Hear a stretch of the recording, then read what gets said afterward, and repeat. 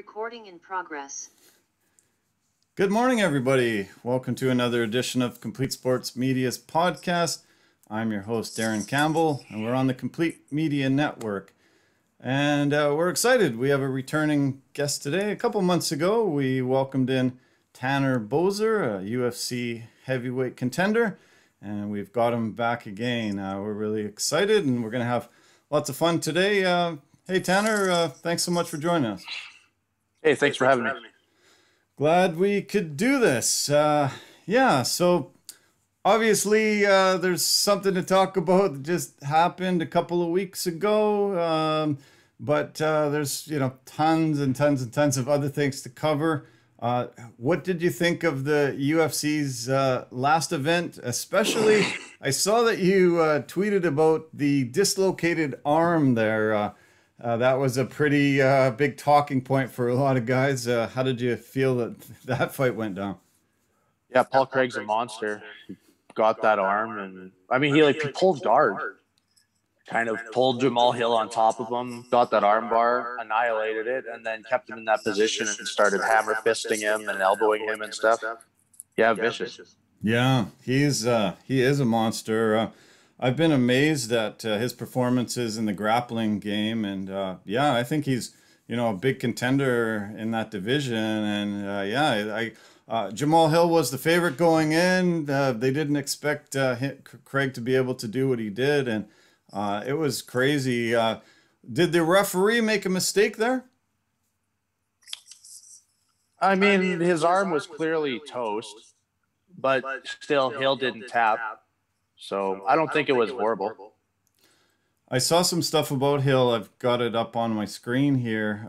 He said it's not as bad as it looks. There's no break. My elbow just dislocated pretty badly. They were able to pop it back in, and the doctor said it's rock solid. It's doing all the movements that it needs to, and it's just going to be sore for a little while. I'm going to follow up with my doctor when I'm back home, and we're going to go from there. Hopefully I'll be back real soon. Man, I'm surprised that was just a dislocation and it's popped back in and it's okay. Do you think there would be ligament damage with that too? There has to be. Yeah, I couldn't believe it, how rough that looked. Obviously there was two big title fights on that card, but one of the fights that's getting a ton of talk is the Nate Diaz fight. That guy, as they say, moves the needle, has a lot of fun. People seem to love him. What are your thoughts about Nate Diaz and what happened there? He lost 24 minutes of that 25-minute fight, but he almost pulled out the victory right at the end. Yeah, he caught Leon Edwards right at the end, almost finished him. I mean, everybody wishes he would have. Yeah. But credit to Leon Edwards. He looked great. He beat the crap out of Diaz for most of that fight. Sure did, yeah. Are you a Diaz fan? I mean, I like him, but I'm not overly a fan. Okay.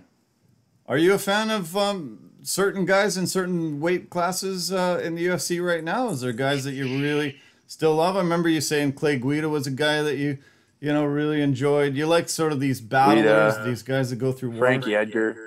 Nice. Guys like that, I guess. I was a fan of Junior Dos Santos. I was a big fan of Lyoto Machida, but he's in Bellator. Sure. Why Dos Santos?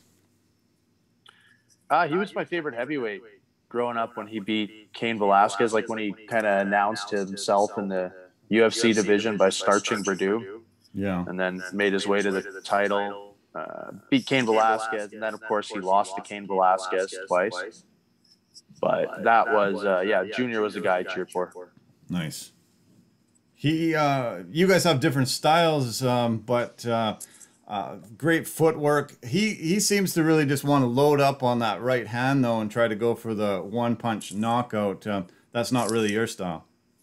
Well, I mean, he's got that, so he might as well. Yeah. Everybody he seemed to hit earlier just went out. But when he fought guys like Big Ben reasonably recently, he did use a lot more of a tactical approach. Nice. Yeah.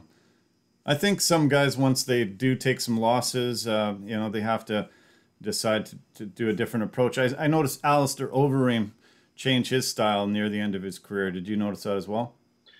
Yeah, he did. He would kind of look for that counter punch, and he was most effective with ground and pound. Yeah, he sure was. Yeah. Big changeup. Yeah. Is there a UFC fighter that you have seen that really you emulate their style? Is there a guy that your camp says, hey, you're like him, you know, we think we can do even better with you, but this is the similar style to, you know, what you do? No. No, not at all? Okay. What I always hear about you is your fast footwork, your quick hands, your amazingly quick kicks. Does that come pretty naturally for you, or has that been something that you've had to really, really work on? I don't know. Maybe it's both. It's whatever my coaches make me do. So maybe I have a natural sort of affinity for things like that, but it takes a lot of work, like a lot of fine tuning. Yeah. I loved your approach in this last fight. You fought Ilir Latifi on June the 5th, and I was celebrating my birthday. I think I mentioned that to you on the last podcast, and definitely cheering for you. Disappointed in the decision. I loved your footwork, though. Immediately you came out, you threw high kicks, both feet, two really, really strong ones off your right foot. Really dominated that second round and really had him in a lot of trouble. There's something called a moose knuckle that's you know, Canadian saying, but you're kind of known for these knuckle punches that end up getting into guys' eyes. You were able to hit Pessoa with that and take him out. You almost had the exact same deja vu moment with Latifi. Your knuckle ended up hitting him in the eye. He backed against the fence, went down. You landed 19 shots in a row there. Were you surprised that he didn't go out? You didn't take him out? Herb Dean didn't step in? First of all, a moose knuckle is a completely different thing.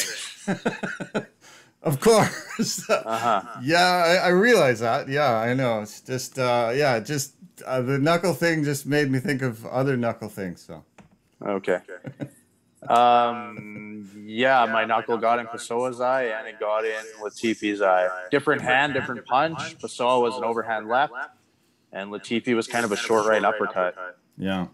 But either way, yeah, it was either my middle finger or index finger, like this part of the knuckle in a fist that got into their eye. And it hurt him. He thought I poked him, I think. And he went down against the cage. And yeah, I opened up. Herb Dean gave him 2 warnings. Did he? And I almost finished him. But to his credit, he managed to, he was covering and he started getting up. And then Herb kind of backed off and he was able to survive. And I hit him with an elbow on the break, and he ate that too. And I mean, his face was hurt, like he was hurt, but he wasn't overly rocked or wobbled or anything. So, I mean, I already knew Latifi had a chin. He's only been knocked out a few times, but they're all by knees or kicks, like things that are going to knock out anybody. He ate Derek Lewis's best punches, so he's not easy to punch out. Yeah, no, he's tough. They mentioned it during the broadcast. You know, it's just incredible head on him, amazing neck. You know, such a thick body, being a shorter stature, the kind of weight he is. Yeah, you know, I understand that he's probably very, very, very tough to knock out. But it just seemed like he was covering up and just blocking a lot of those shots. Didn't seem like anything got in clean. No, probably not. Yeah, he had his arm up, and I was just opening up on him. I just thought that Herb might stop it, so I was just throwing those punches at 1,000%, and trying to hurt. Even with your arm up, even if it's not clean, that's hurting you. Sure. So I was hoping that one of them would rattle his brain enough that maybe he'd slump down a little more. Did you feel like that tired you out? Did you feel, you know, releasing that many punches, that much energy, trying to get the finish? Did you feel a lot more tired in that third round? Well, in the third round from that, no. but it took me about a minute to recover from that after. Like, I went back to jabs and just moving and feinting and jabs. It took me a sec to get my arms back to like full capacity because I blew that left one out pretty good. In the first round, he took you down. You were down for a couple minutes, but you're able to get back on your feet. About 90 seconds left in the round, and finish the round on your feet. In the third round, he took you down. You weren't able to get up. What happened? What was the difference there? It was straightforward. He stayed in guard. Okay. In round one, he passed the half guard and side control actually, and I was able to get up from there. Okay. Because he was looking for things. He started sort of looking for a choke, but he didn't actually have anything, and he didn't strike from there. But he was looking to advance his position and was looking to score some offense. In round three, he stayed in guard, and he did pass the half guard very briefly. But I started digging the underhook the same way I did in round one, and his corner screamed at him to go back to guard, and he basically unpassed. And went back to guard, and then he just kept his posture down with his head in the middle of my chest, threw a punch every 30 seconds, and there's not much I could do. So you would rather have him be in half guard or side control? You think you can get out easier when he's there? I know I can. Okay. So is it possible to let him transition to that point? I put my leg down to let him. He wouldn't pass. Oh, okay. You could hear Smart on him. He knew I'd get up. Okay. Could you hear his corner yelling, "Get back into guard"? I knew it. Well, they were yelling in Swedish, but I knew what they were saying. Okay. Because he went back right away, and he just stayed there, and he had no inclination to try and go back to any other position, really. At any moment in that third round, were you thinking, "Hey, I've won the first two rounds. You know, if this is what he's going to do, oh well"? No, for the record, I think I won the first two rounds. But that wasn't what I was thinking. It wasn't a lack of urgency or anything. I was pinned. If you choose to pin in guard and you have the right stature and the right ability for it, it's really, really hard to do anything. Mm-hmm. If you were to posture and try and land a significant punch, I could probably get out, or at least create enough space that I could get my own half guard back and start working. If he were to pass and look for a submission, then yes, there's opportunities for me to get away. But when you choose to just pin, it's a pin. That's how you win in wrestling. Right. If you could just get out, then nobody would ever lose in wrestling. He's a two-time national champion in Sweden and in wrestling. Was he a superior wrestler to most of the guys you've ever fought? His ability to do that and keep you down? He's a superior wrestler to the majority of guys I've fought, yeah. But I've fought good wrestlers before. Okay. Yeah, he was able to keep me pinned in guard. Yeah. Big fucking whoop. What was your corner yelling for you to do during that third round? There's not much to say. Like there's not. If there was a crowd, they would have booed us to our feet. The ref would have stood us up. Okay. There's no crowd. I see. And maybe Herb Dean felt bad that he thought he missed an eye poke and he was just going to let Latifi lay there the entire time. Obviously, there's things I can work on, and the commentators like Dominic Cruz, who's like 4 feet tall, is going to go ahead and say I need to get my feet on his hips. You know, stature-wise, it's just not a thing that's going to happen. Okay. Like, I'm trying to shrimp. I wish I could get my feet on his hips, but I mean, he's the size of a fridge, and he's got his weight in the exact perfect spot, and he's coming with me. He's shimmying with me. I'm trying to shrimp. I can't get my feet on his hips. Okay. There's nothing. His arms are like a foot long, so there's no looking for a Kimura. Right. And he's got my hips pinned so well that it's not like I could even swing and try for an armbar, which of course I'm not going to get, but at least that would maybe get him to change position or maybe force a scramble of some sort. It's just I was pinned. And there's just not a lot I can do. So obviously, if you know what Dominic Cruz was talking about, you've watched the fight. How many times have you watched the fight since? Once. Oh, just once. Okay. I watched it once because, I mean, clearly he won round 3, and clearly I won round 2. The one judge gave me it as a 10-8. Yeah. I mean, I almost finished him, so that's understood. It's justifiable. Mm-hmm. I didn't like. I watched it and I was like, yeah, that could be a 10-8, but it doesn't have to be a 10-8. So cool that one judge gave me it, the others didn't. Okay, but it was the round one that I wanted to watch and watch it objectively and be like honest with yourself. Did you lose? Sure. And I watched it, and I don't get it, man. Because he had 1.5 minutes or close to 2 minutes ish of ground control. Mm-hmm. That's it. He caught a kick. He took me down. He passed a half guard. I got my underhook. He ended up kind of going for a choke. I think he went to side control for a second. I stood up. He landed 0 significant strikes and no submission attempts down there. So that's supposed to just count as a position change. Sure. Without offense, it's a position change. You know, a takedown scores if everything else is even, which it wasn't. I was battering him on the feet for the first couple minutes and the last minute of the fight or whatever, or of the round or whatever it was. Yeah. So no, I scored that round for me. Okay. I hear a lot of guys say that the best way to fully evaluate a fight is to turn the commentators off and you know, be objective and see that. I understand that you might not have done that after one view, but is that something that you would normally do, is turn the commentators off and just watch it yourself without having any unbiased opinions coming through? I mean, I guess I could do that. I haven't. I'm probably not going to even watch the fight again.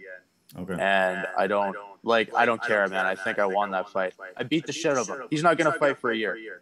I can fight next week. He came out and said that he broke his arm in 2 places. No, and he did. That's exactly what he said. I broke his arm in 2 places. Yeah. He didn't walk in there and break his arm. Oh, you know, I broke my arm in the fight. No, fuck, I broke your arm. Yeah.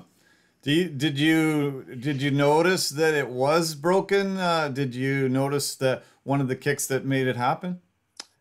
No, I didn't know that his arm was broken. Again, credit. He's tough. Extremely durable guy. Sure. But I know that those body kicks were hurting him, and that was part of the plan, to rip the open side body kicks, and I knew he hated them. But I didn't know that I broke his arm. You had quite a few of these podcasts and the pre-fight press conferences, and you mentioned that what he's going to do is take me down and hold me there, and I got to get back up. Was there anything that was a surprise in this fight that you didn't think was going to happen?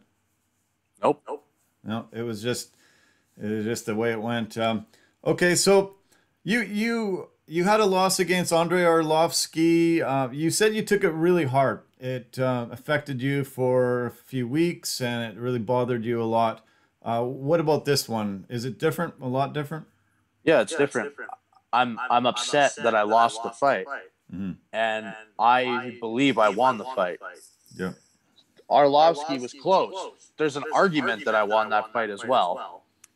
But I wasn't happy with the way I fought in that fight. And that's the difference. Okay. I was happy with the way I fought this fight. Of course, I wish I didn't get pinned for 4 minutes of round 3. Yeah. But I did. And he timed a takedown really well. Got a beautiful low single, took me down. Like, it's just something that's going to happen. That's his skill set. Yeah. And then he pinned me. He didn't beat me up. I didn't take any damage. The only thing that hurt after that fight was my hands. Right. Like Arlovski, that fight, I just didn't fight well. Yeah. That wasn't the case this time. Good. Okay. I saw that you tweeted to Dana White and the matchmakers McMaynard and Sean Shelby after, and you said, let me fight out my last fight on my contract in July. I'm not hurt. I'm just really pissed off. Did you hear back from them after that? You sent that? Yeah. They're going to give me my last fight, whether it'll be in July or August or who knows. There's no guarantee, but I'm getting the last fight. I hope it's sooner than later. No opponents were discussed or anything like that? No. Were you starting to think my job is on the line? Is that why you made that text? It is. Yeah, okay, it is. Is Yeah, that, it is right now. Is that the toughest part about this job, about this career, that it's so volatile? You lose 2 fights and then you actually have to worry that you're not going to be employed anymore, get your pink slip from this organization? It's definitely one of the harder things, yeah. It doesn't matter how good you're doing. It's a slippery slope. You lose 2 fights, and next thing you know, that third one's probably it if you lose. Maybe you get one more. Maybe. If they were all good fights and they like you. Does it matter if most of the world thought that you won that fight? No, it doesn't, because I'm still $28,000 short. Okay. All right. Okay, so you're back training. Did you take a week off?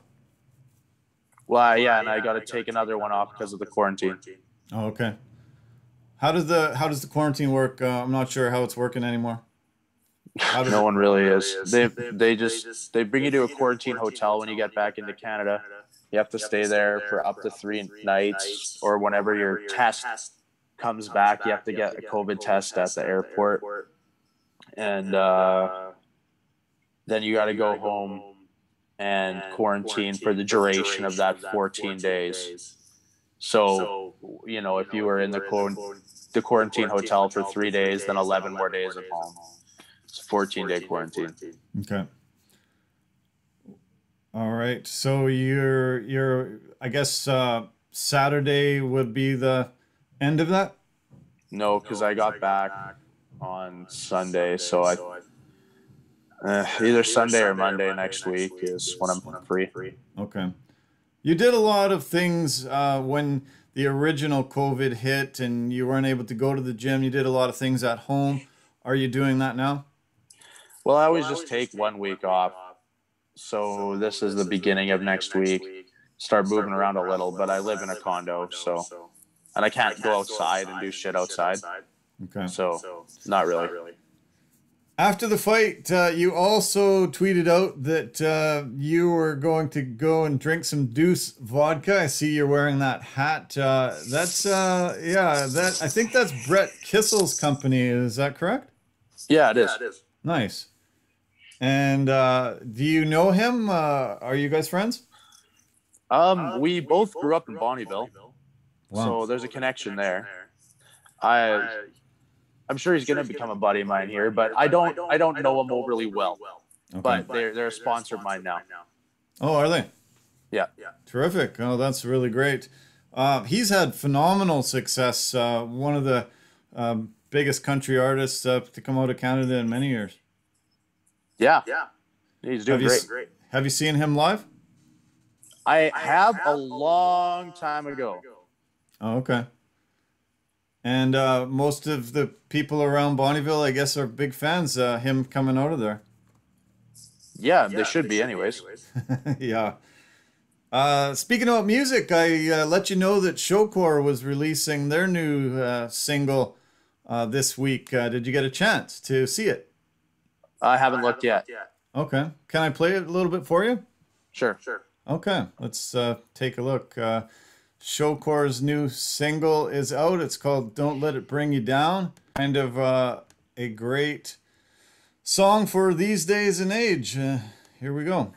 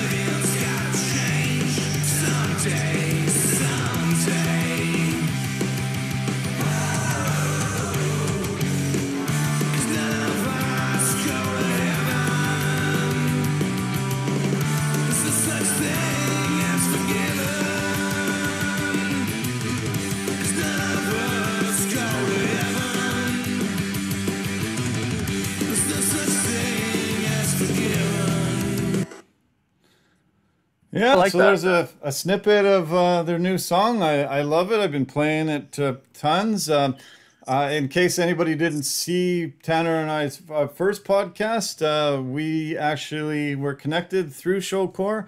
You became friends with that band when they came through Alberta, I guess. Yeah, so the new single's out. It's receiving a lot of airplay. It's pretty exciting. Yeah, I like that. That's I'll give that a listen later for sure. And kind of great words. Don't let it bring you down. I hope that this latest loss isn't bringing you down, and I hope you can get out of the funk of that. This is a tough business, and must be really difficult to put losses behind you. But as you say, you thought you won. I heard all over social media robbery was the main word that I saw. So I guess it makes it easier probably to put it behind you and not let it bring you down. No, it doesn't. Oh, Because it's easier to swallow a loss when you. The easiest loss I had in UFC was losing to Cyril Gahn. okay. I What is lost. that? Okay. I got out of there. I'm like, lost that. Hell, and it wasn't like, oh fuck, it was so close. I was like one punch away, like the Arlovski thing. If I would have landed one different punch or not got hit by one punch, and it wasn't a Latifi thing where I'm like, what the hell? It was like, yeah, you know what? Oof, I did not win that, and in order to beat this guy, some things got to change. Right. And it wasn't like that. That loss was just I just lost. Okay. These other two, they suck. Yeah, no doubt. Yeah, I don't know. I felt really bad about it. I just couldn't believe that they two judges saw him winning that fight. I thought it was very clear that you won those first two rounds, and yeah, he held you down for the third round, but he didn't do anything much. So yeah, it's tough. Obviously tough on you more than anybody else, but I hope you can bounce back really soon and have a great performance. You were one of the biggest things when you had two straight knockouts. I hope it hasn't changed anybody's perception of you. I think you're one of the best heavyweights in the world. Thanks, man. But I don't really care if it has. I already know that people are fair weather, and everybody's likes to jump on a bandwagon and likes to shit on someone when they lose. The same thing happens when the Oilers are doing good. Then the next thing you know, they lose in the playoffs and everybody hates them again. It's how it works. People are fickle. I don't care about that. I need to win for myself to erase the way I'm feeling right now and to salvage my summer.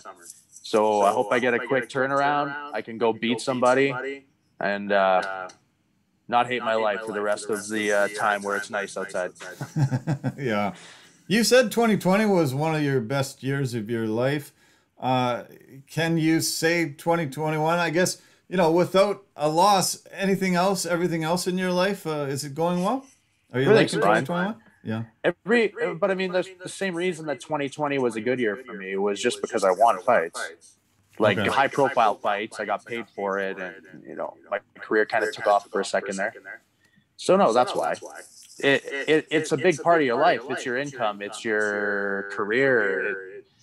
If that's going good, your life's going to be good for the most part, and vice versa. I see. Are you able to tie some happiness into other things though? So it's not just solely focused on your career? Yeah. But it's not. It's really hard to explain. It's not singular. If you lose a fight, nothing tastes as good. Nothing's as fun. There's this constant dampener on your life. Whereas if you win, everything's amplified. You literally have like a high for a while. Nice. It's hard to explain. I had a fantastic podcast yesterday, and I'm telling you, I felt high. I felt like I had done some drug, and I was like, whoa, where's this feeling coming from? I couldn't believe how great it was. I talked to a guy who had a long professional hockey career and was sailing through life really great. And then he got a diagnosis of ALS. And they said, you have 2 to 5 years to live, and that's it. And he has decided to be a champion and be out there trying to promote awareness, trying to, put a face to the disease and trying to help as many people as he can, and hopefully himself as well, so his family doesn't have to suffer from losing him. But it was very inspiring, very amazing to see, him putting on this brave face after this terrible diagnosis. Yeah, that's crazy. Yeah. But I'm glad you get the high from it. I hope that you don't get the lows. I have been around fighters my entire life, and there's a sense of depression a lot of times. A lot of guys go through tough times when they have losses because they've had trauma in their previous life as growing up. Don't go there. Don't go into depression. Reach out to reach out. Just don't go into depression, man. No, but I'm serious. Don't just reach out to your buddies. Just get away from it, and don't let it affect you to the point where your mental health deteriorates really badly. That ain't me, dude. I'm all good. All I gotta do to get my wires uncrossed is go beat somebody up. Okay.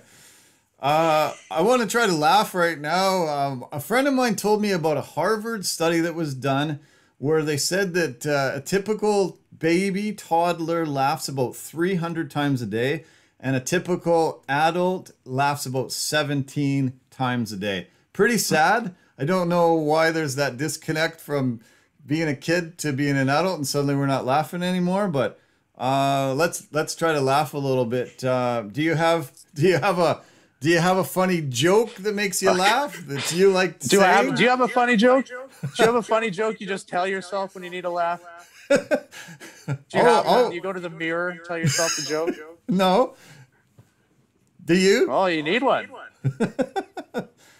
Okay, tell me your funniest training story.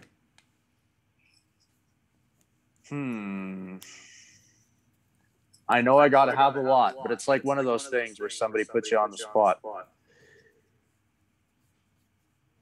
Funniest training story.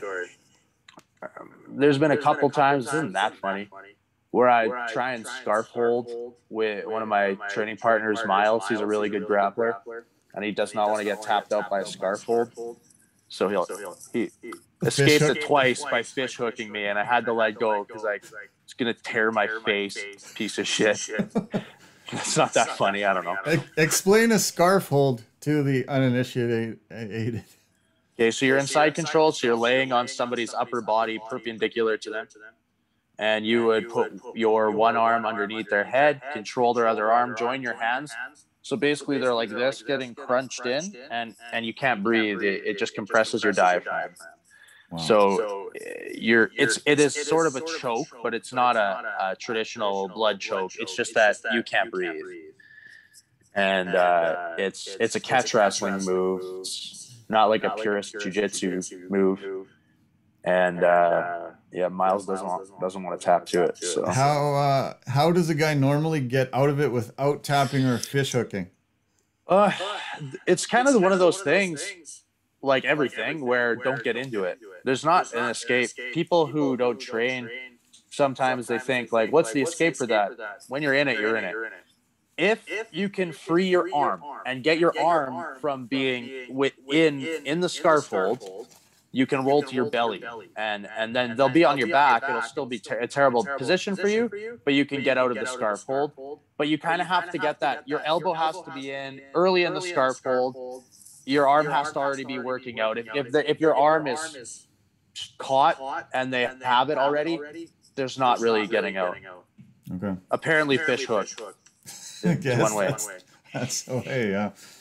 Okay, what's your funniest travel story? You've traveled the world. You've been in, I think I said 9 different countries, lots of different things. You must have seen and had some pretty incredible things happen to you on the road. Yeah, I'm sure I do have funny travel stories. Got awesome travel stories and crazy ones. Okay. But for funny...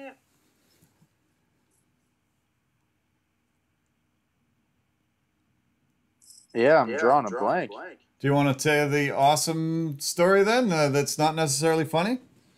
No, I can't really tell those ones. I see. Oh, here's a funny one. Good. I got really, really drunk after my training partner Spencer Jeb had a fight in M1 in Russia. And we all got drunk. We got drunk with a couple of these Brazilian guys who were on the card. And I disappeared and Jeb went to bed. And I missed my flight. I was just gone. And then I woke up later and I was stuck in Russia for 3 days. Wow. So I could I had to buy a plane ticket and get myself out of there. Wow. That must have been a shocking wake up. Yeah, it was. I did wake up in the hotel room, but I was just gone for a long time, I guess. And then it was a mystery as to where I went. And when I fought for M1 later, like a year or two later, one lady from M1 stopped and she was like, "You were the guy on the roof." I was like, "What?" And she's like, "You were the guy who was drunk on the roof of the hotel. We had to get him down." So that's where I was. Holy cow. It sounds like the movie The Hangover. Kinda, yeah. The Hangover Russia edition. Wow. Oh my God. That must have shocked you that you were on the roof and you don't even remember. Nope. Sounds like quite the party.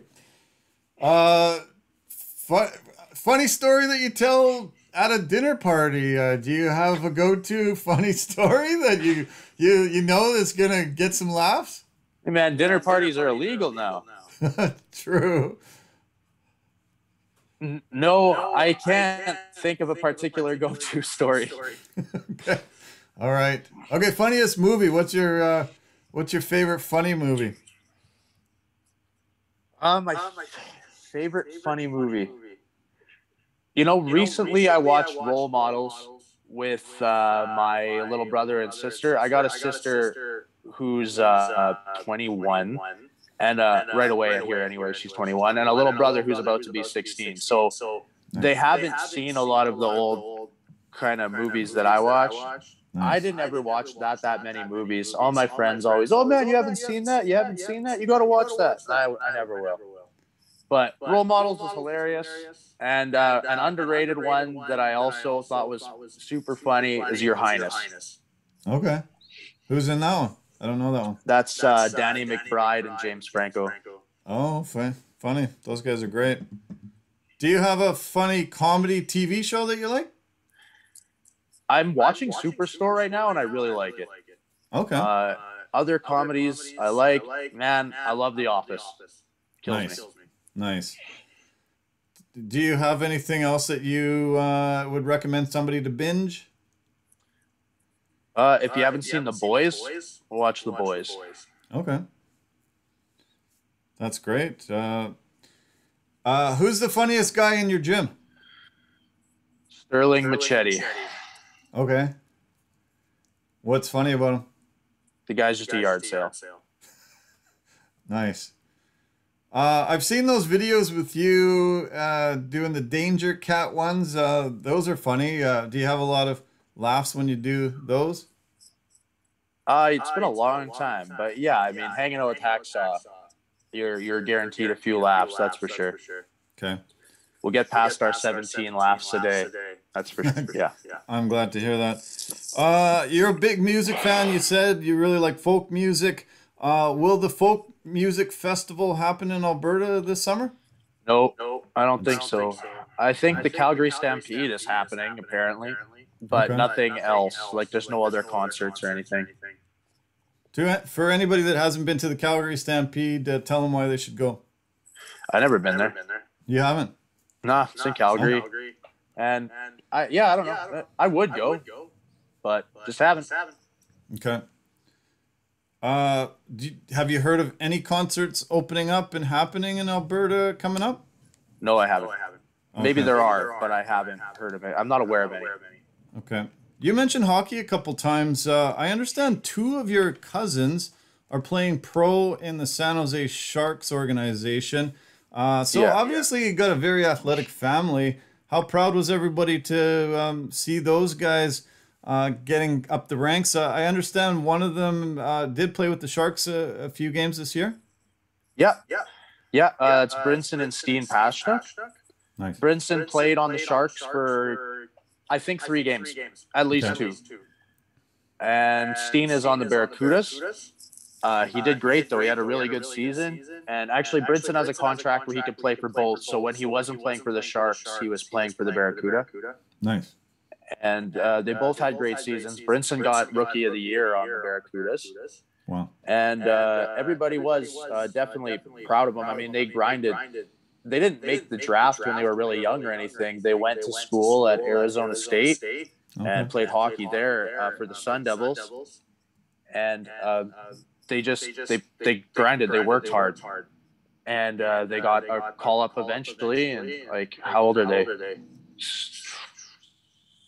It's like 24 or 25 and 23, something like that. Okay, great. Did you get a chance to see some of those games? I did. Yeah, I watched the Sharks games that Brinson played, and I watched clips of I watched all of Steen's fights for the Barracudas. Nice. He got into a lot of fights this year, and he won most of them. So. Oh, good. So we got another fighter in the family. He's just doing it on the ice instead of in the octagon. I guess so, yeah. That's great.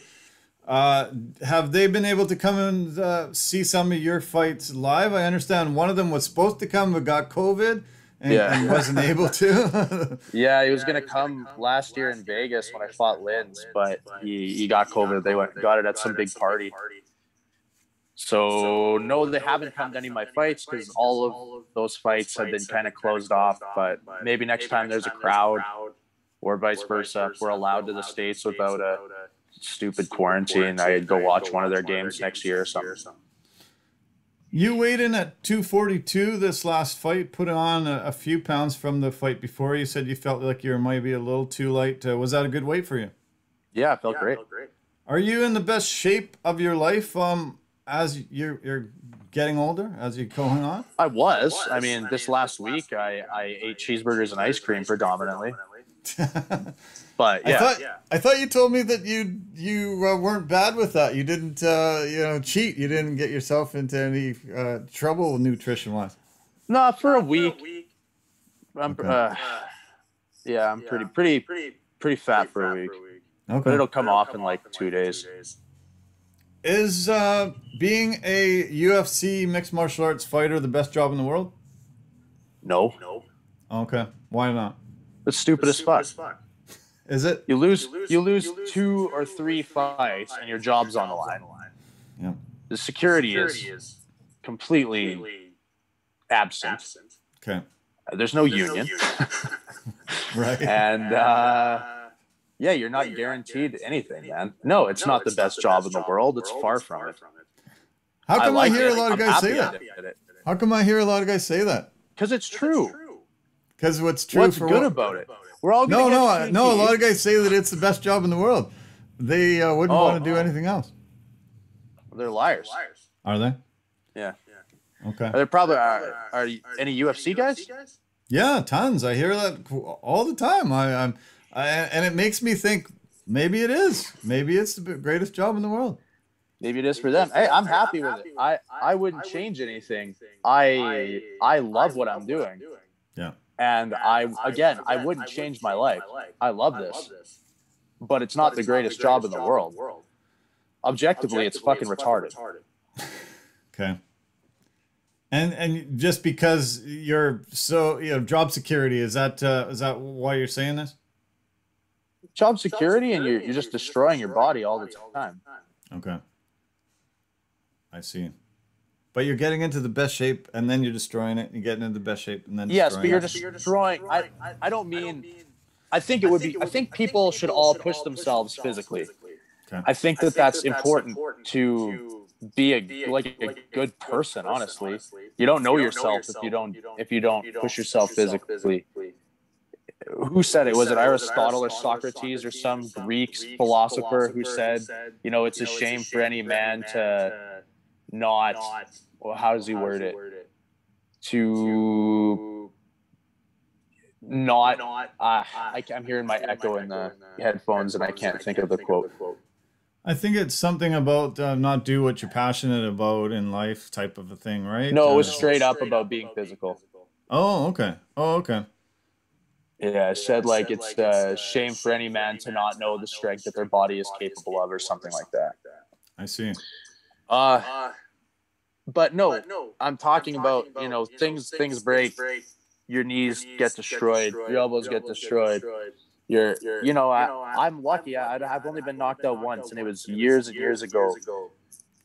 But a lot of guys are going to have trouble with your brain remembering, or some people are going to get CTE, like the football players. Yeah. So I'm not going to sit here and say it's the best job in the world when you can make the big league and then you can get 2 modest paydays, flunk out, and now you spent a majority of your adult life making it to the pros, and now you have essentially nothing to show for it. Now the journey doesn't count for nothing.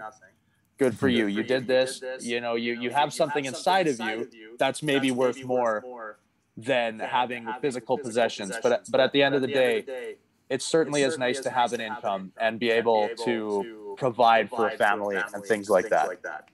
Sure. Why are the UFC fighters not paid like boxers? We see this Jake Paul kind of fiasco stuff lately. These guys are getting massive money, saying that they're getting as much for this fight as they made for an MMA career. Why is there a disparity there? Because of the Aliyah. So there's what would the act be? It's basically a law that I believe it stops the monopolization of boxing. Okay. And because of the Ali Act, which again I can't even get into the details of because I'm a moron, but it made pay fair, and I'm getting paid a fair amount, in my opinion, for what I'm doing now.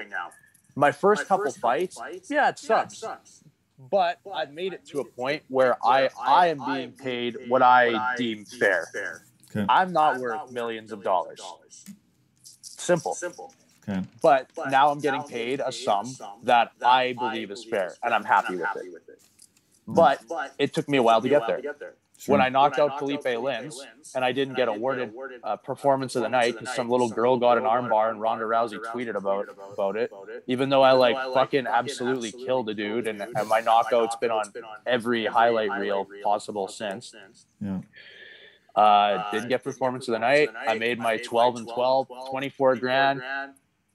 Most of that goes to taxes, pay my manager, and suddenly afterwards, I think I made 13,500. Wow. Fuck me. Shit. Terrible. Yeah. And I hadn't fought since December. Wow. So if I only get one more fight in the year and then I make that again, that's terrible. Yeah, sure. But I got a new contract after that because I took the Pessoa fight short notice. They were happy about that, and etc. So I've made it to a point now where, for me, my pay is fair. I'm happy. Of course, I want it to go up like everyone else in every job in the world. Yeah. But it's not. Sorry, my phone cut out there. It's not inherently going to happen for everybody who makes it to not just the UFC but any big league. The chips kind of got to fall in your favor. Do you think there'll ever be a union? I don't know. Guys are always trying to start it. It's always in court. Blah blah blah. I don't know. I don't care. And I think it'd be really hard to do it. And I don't know if it would even be justifiable. Like how is a guy who's maybe 4-0 or 5-0 just getting signed to UFC? Like, where does the union end? Is it a UFC union? That doesn't make sense. It can't be like a pro union because every idiot can go pro. And then what? They're entitled to everything because they just declared themselves pro and fought one guy. Like, where I don't know how it would work. Okay. And I'm not smart. I'm not the guy to ask. I'm not a lawyer. Okay. But we know what we're getting into here. All right. And I love it. it drives me. And of course I want to make more money like everyone else in the world. But I'm making an amount now that I feel is fair. Great. I love my lifestyle. Nice. And I'm aware of the dangers that it poses and the consequences of potentially getting knocked out and things like that. But I love it. I'm happy doing everything I do, but I'm not going to sit here and tell you it's the best job in the world, because it's not. Maybe it's the best job in the world for me, but it's certainly not the best job in the world for almost everybody else. Okay. I do a ton of research before I have on any guests, hours and hours and hours, and trying to find as much as I can. When I search Tanner Boser, a thing keeps coming up. Find out Tanner Boser's net worth. And I've seen this. Yeah, yeah. One of these websites said you're worth $4 million. I was like, I need to tell Tanner this and say, holy cow, like, why aren't you living like a pimp? You know, $4 million. Oh my God. Yeah, that's my brother great. sent me that a while ago. I'm like, man, that's awesome. I can't wait to find it. Where's it at? Someone needed to let me know. Jeez. Yeah, like, where do they get that kind of information? They make it up. It's just stupid kids running a website or something. Yeah, a few of them that I just clicked on briefly said 2 million. They couldn't justify it and say anything reason, but when I saw 4 million, I'm like, wow, this is big time. This is. Well, I'll tell you what, any million is wrong. Okay. Can you briefly explain the compliance thing they give you for everything that you have to do fight week? They give you basically a list of things you have to turn up for. There's interviews that they set up, like via Zoom or some just phone call, and you have to go and do certain photo shoots, or if you're a main event or something, you have to go do more kind of interviews with UFC that they'll use to play before the fight, you know? Yep. Like the little talking clips and stuff. Sure. There's just stuff like that. Okay. Is it a fair payout? What do you mean? Like, is it does it seem like the what they're giving you is fair for the effort and things that you have to do? Again, right now for me it is, yes. Nice. Okay. Good to hear. Have you ever heard of a vision board? I've heard of a vision board. Okay. One thing that has stood out for me in a lot of the conversations I've seen you have is that you can't set long-term goals in this business. And you can constantly say it has to be just the next one. Is that something that is really hard, is really tough, that you can't set long-term goals? Because I think a lot of long-term goals that get set can be achieved and reached. But if you're only setting short-term goals, a long-term goal can't usually be reached.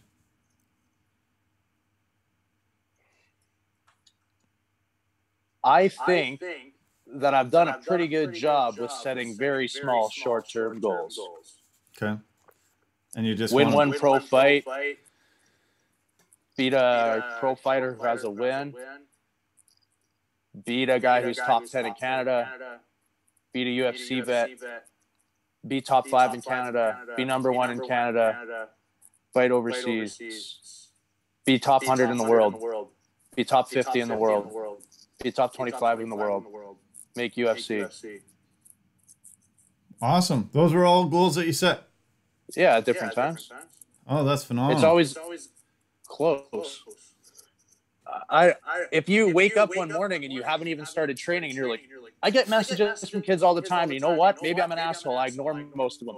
If some kid has an actual question, hey, I live here in Edmonton. Where can I train? How do I do this? I will answer you.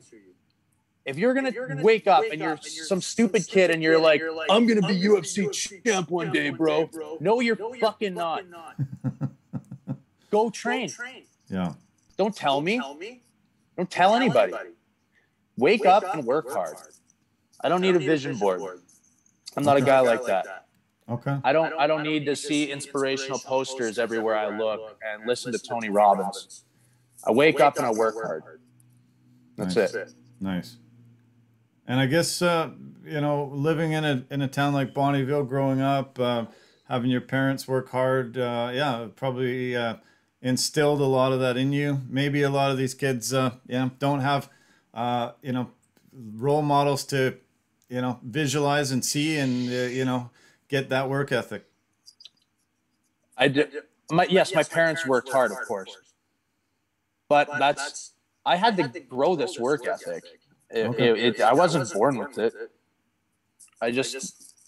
You have to want something, and then you got to do it, and you have to be okay with just suffering. And you said that maybe a theme of mine is that I can't set long-term goals or something like that. But I like the way I live. I like a day-to-day living, and sometimes I'm absolutely crushing it. I win a couple fights in a row and I get a performance bonus. Other times I lose too. Yeah, it's ups and downs, man. It's hills and valleys. And I do well in that environment. It's volatile, and it's not a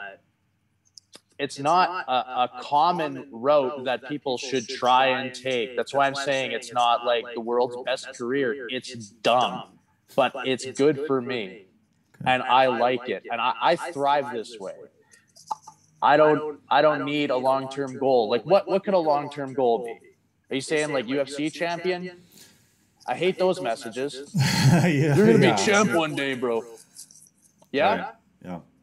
You tell me. What if I told you I was gonna fuck up Francis Ngannou? You'd be like, you're an idiot. I would question it at this moment. Right. Yeah. So why should I come out and say something so outlandish? Yeah. I'm not even top 15. Yeah. So I'm not going to set a long-term goal that seems just out of reach. I'll win as many fights as I can, and hopefully that's more than I lose from here on out. And sometimes I'll win and I'll get a bonus and I'll be paid great. And one day I'm going to get cut. This is my life, and I'm okay with it. I like it. Some people need the structure and they need a stability in their life, and that's fair. It makes sense. It's smart to have that.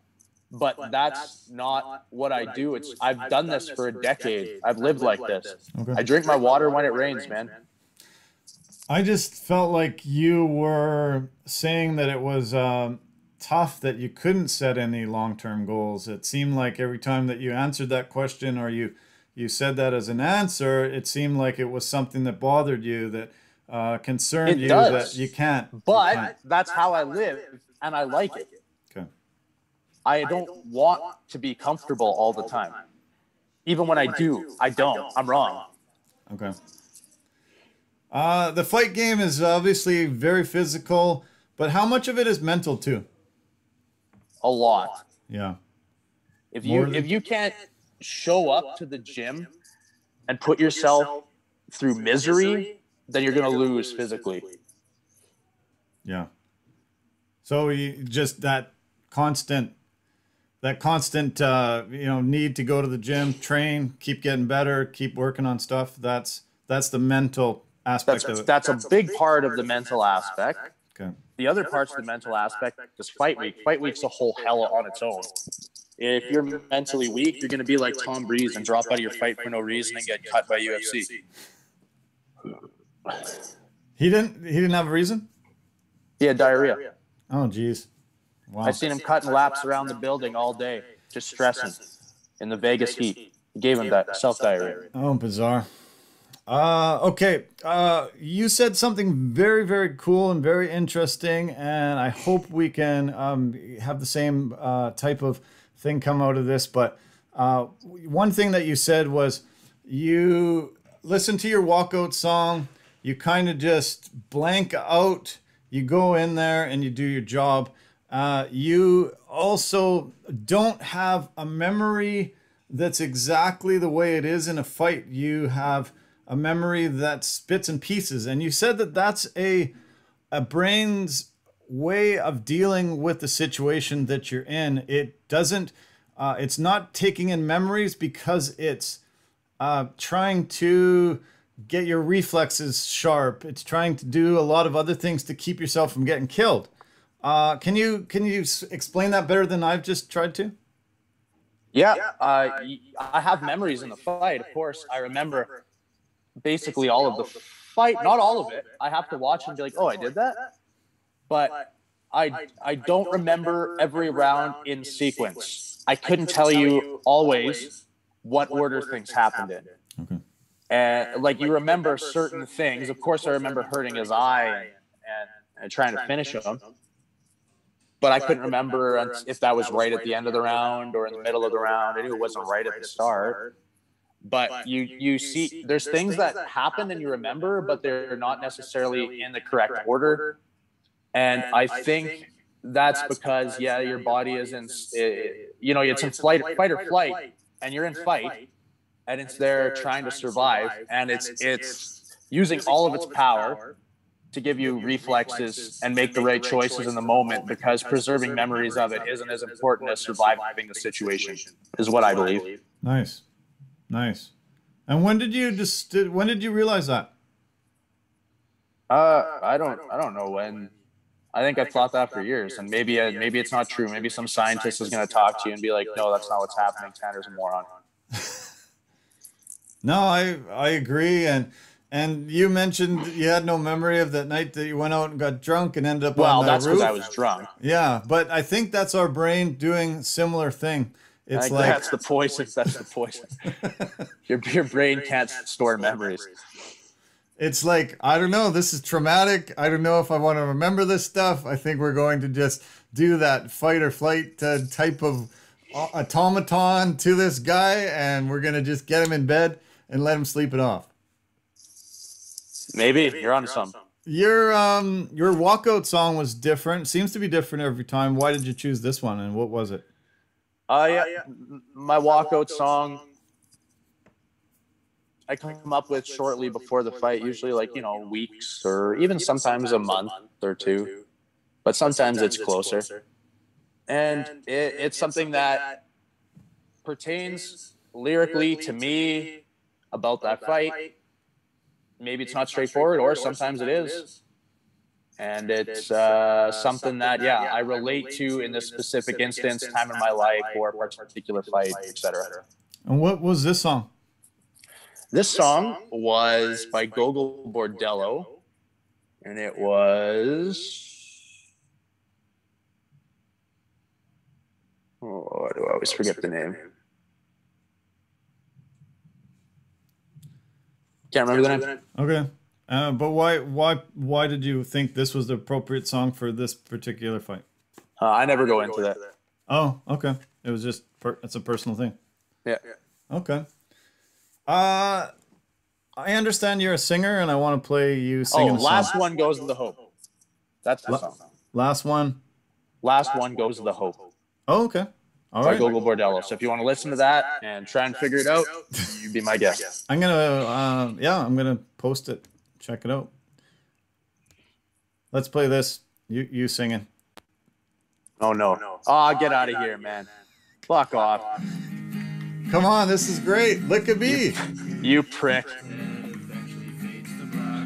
I love it. Yep, we wrote a song called Lick a Bee at a summer camp once. Oh, this is summer camp? Yeah. Wow. How young are you here? I was a counselor. I was probably like 18. Wow. You're a big kid. Yeah. Is these good friends of yours? Yeah, Brooke, the guy playing the guitar, is a buddy of mine. And I think the kid without a shirt is Reed, and he's still a buddy of mine. Oh, that's great. And you guys wrote this?